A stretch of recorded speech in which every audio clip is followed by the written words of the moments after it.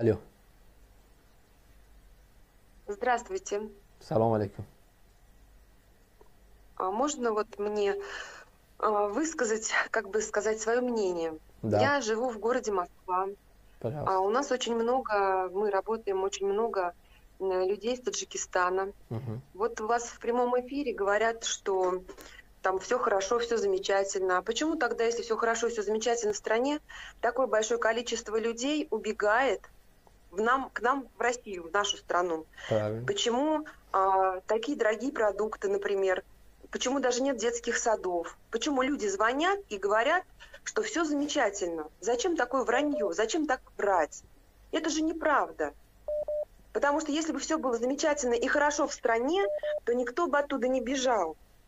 Такими вот темпами, если все будут оттуда бежать, с семьями уезжают, приезжают и живут в России, таким образом скоро вся эта страна, хорошая, мусульманская, замечательная, она просто развалится. Да. Я считаю, что людей, которые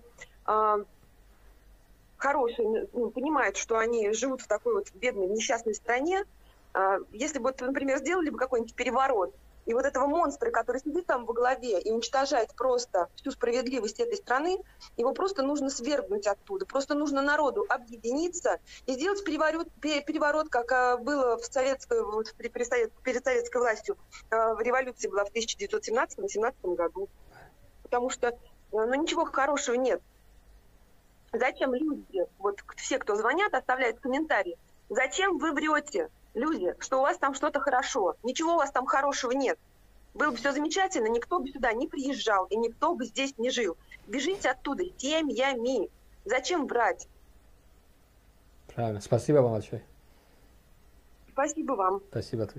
Вот правильно. ببینید دوستای عزیز اگر شاید کدام هموطنم که باشه که کدام روز زبانم که باشه هر ملتی که نباشه یعنی بهترین پریلژن در بین گذاشت که اگر ما دعوا داریم که اون все хорошо همه چی نرماله همه چی هست شرایط خوب است از یک طبقه آموزگار چقدر فرار میکنه از یک طبقه یعنی که او در حال متخصص جای کار داره از یک طبقه کارگری تیپ کارگری تندرستی چقدر فرار میکنه از یک ببین کگبشنیک امدشنیک وقتی تمام میکنه پنسه امرو آرزوی شناسنامه روسی را میکنه که ما چه دلایل داریم فکت داریم که کارگرای امنیت چقدر از وطن میخواد فرار کنن شناسنامه روسی گیرن پنسه خوبتر بگیرن اگر все хорошо تاجیکستان у нас все хорошо все нормально رهبری کشور پیشوا داریم همه چی 100% اوکی است پس فرار اینقدر مردم برای چی است یعنی که بسیار تیمای خوب بسیار تیمای عالی جناب که این نفر در اینجا گذاشت که وقتی ما میگیم همه چی نرماله همین از سال 2004 اومدم مهاجرت میگه در روسیه زاتو من شناسنامه روسی روسی گرفتم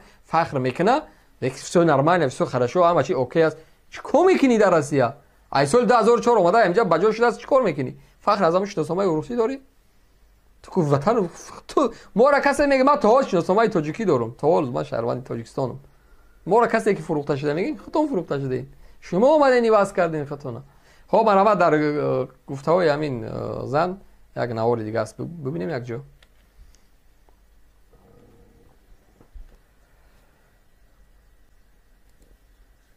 زوک شبلک مهاجران از تاجیکستان و ازبکستان در ساختمان لخته سنتر کار میکنند. میگویند که برای خوراک نصف روزی به بیرون برآمدند و این حادثه روی داد. دلیل مقامات روسیه برای سنجش مهاجران معلوم نیست، اما در روزهای اخیر این مورد یگانه نبوده است. مهاجران تاجیک در مسکو میگویند تفتیش و بازداشت در پایتخت روسیه نیز افزوده. حامی حقوق مهاجران محمد جان صابروف هم میگوید در روزهای اخیر چند خبر گرفت. حامی حقوق مهاجران محمد جان صابروف هم میگوید در روزهای اخیر چند خبر گرفت. و اینچنین در دیگر مسجد ها من فکر میکنم این همه این در او است که حاضر که وضعیت در خود روسیه هم قدر خوب نیست فقط کوشش میکنم که مهاجران را اخراج کنند و در جای اونها حاضر که وضعیت در خود روسیه هم قدر خوب نیست فقط کوشش میکنم که مهاجران را اخراج کنند و در جای اونها بگین اول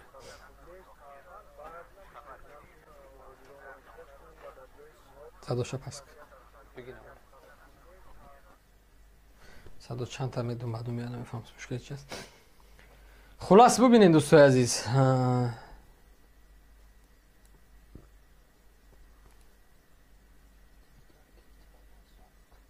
مرحمت یک بار بمون.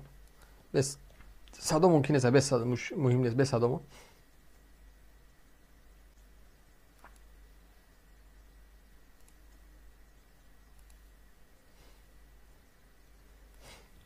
یا ببینید حال این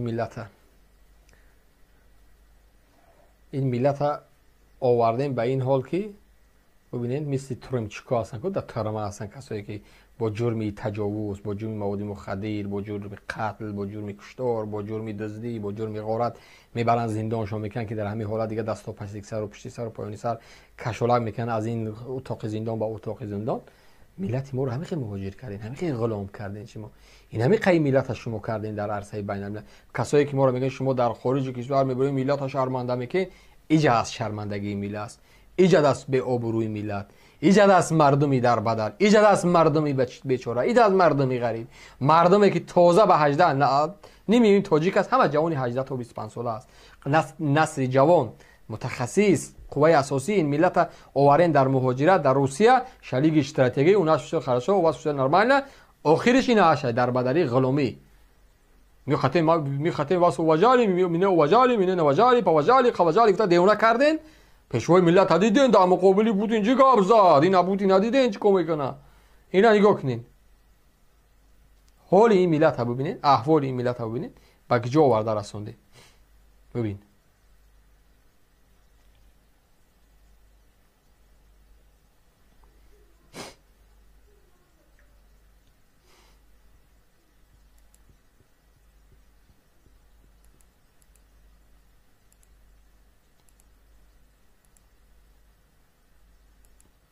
ببینین ملتی به صاحب، ملتی در بدر، ملتی دیگه نمیدونم که ما از این ملت چی بشماریم. جان با قربانی تو ای میهنی خونین کفنم.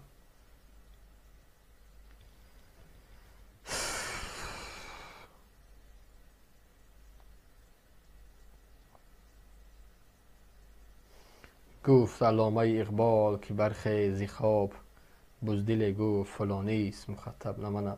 در بین همین ها افرادی بودن که حرفای ما برای اینو رب نداشت میگفتن.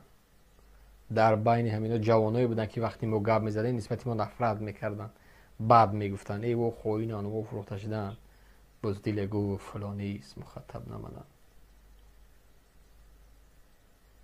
اون یکی در خونه طلا سر خود کرد فرو، دیگری گفت زنی خانه و فرزند و دارم.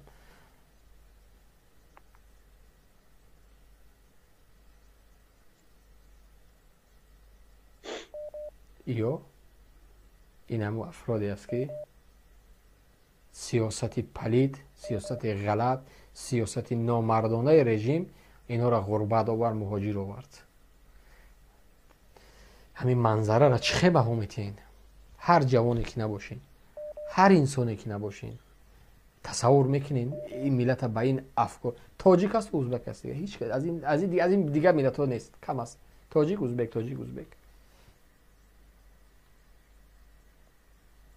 دامن کوه گرفت و دمی مرکب خیش رفت از دست، همه دامنه داشت دامنه. چه به همتین این قضیه را من نمیتونم. من واقعا هر وقتی ببینید دستا پشتی بر یک ملت جنایتکار، یک ملت گناهکار، کی ما را به این روز آورد؟ اینجا از سوال کی ما را نامرد کرد، دستا خم سرا خم کرد پیش این روز؟ کی ما را به این روز آورد؟ کی؟ من وای آنها حرکت های سیاسی گروه مخالف کی؟ انمی سیاست پدنالت پلید رحمانوف، انمی سیاست خطا، سیاست نامردانه، سیاست نوجوان مردای رژیم امروزه این ملت سرخم و دربدر و این میخه بیچاره و غریب آورد. ما نه آوردم یا ما نه آوردیم در عموم.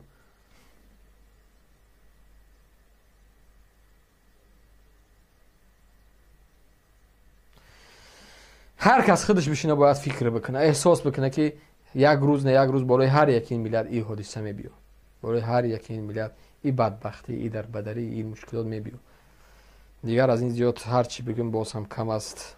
چی گویم میگه از گفتنم به چیزی که بگیم باز هم بالای خمو سنگ میزنم، ولی باز هم مقصد از گفتن ما میگذری میره. مراد از مقصد از ما گفتن بود و گفتیم میگه حواله بر خدا کردیم رفتیم.